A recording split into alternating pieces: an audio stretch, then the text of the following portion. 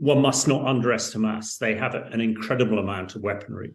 There's an incredible amount of missiles, anti-tank guided weapons, hidden in those tunnels. It would appear they've been planning for this for absolute years. Yeah. Now, we also understand they have, hundreds of thousands of gallons of fuel also to keep their war machine going. Not caring about keeping generators and hospitals going, which they could do. So, yeah, they are very well prepared, very well equipped, and very well trained. And, it has the DNA and hallmarks of Iran and dare I say, Russia all over it. Yes. So it is key that, and hopefully the IDF will prevail as quickly as possible. So when the fighting then, it is said to be, Israeli forces are said to be absolutely at the gates of Gaza City. When the fighting moves on from there, we'll be talking about a city which has so many tunnels dug beneath it by Hamas.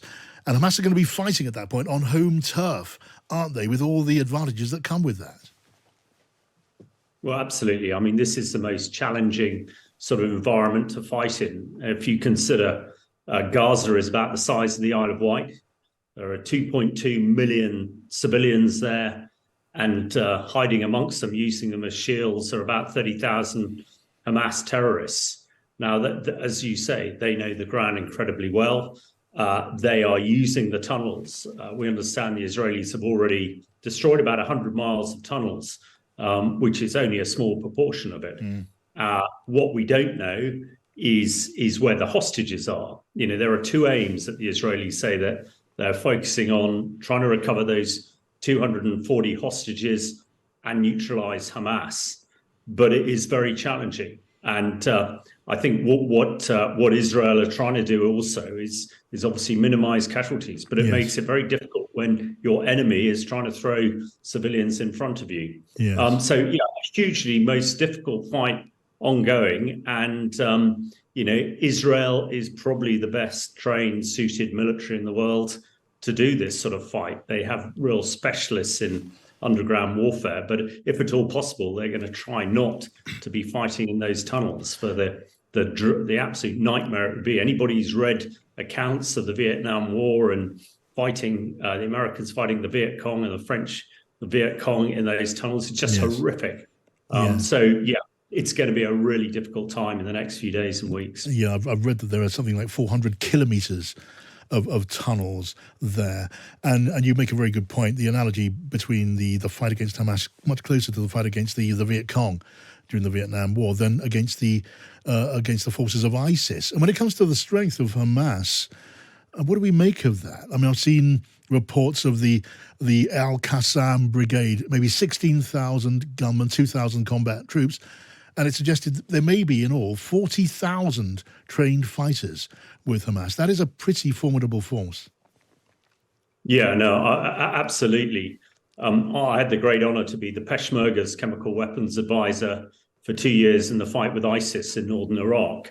And they had a lot less fighters.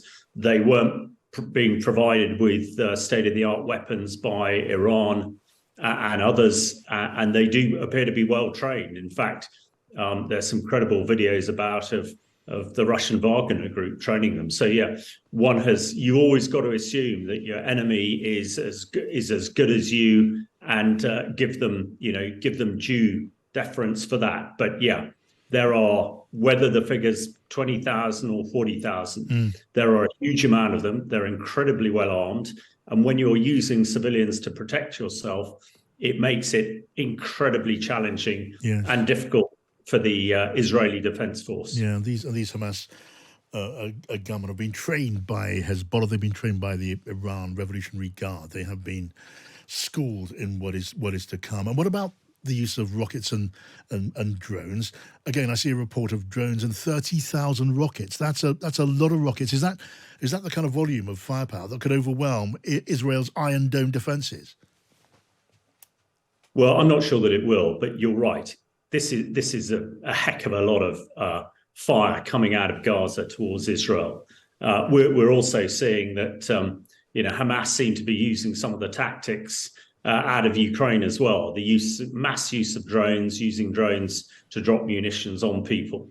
It would appear that the Israeli Defense Force, the Israeli tank units seem to be rather better trained and prepared than the Russians. But yeah, that one must not underestimate Hamas. They have an incredible amount of weaponry.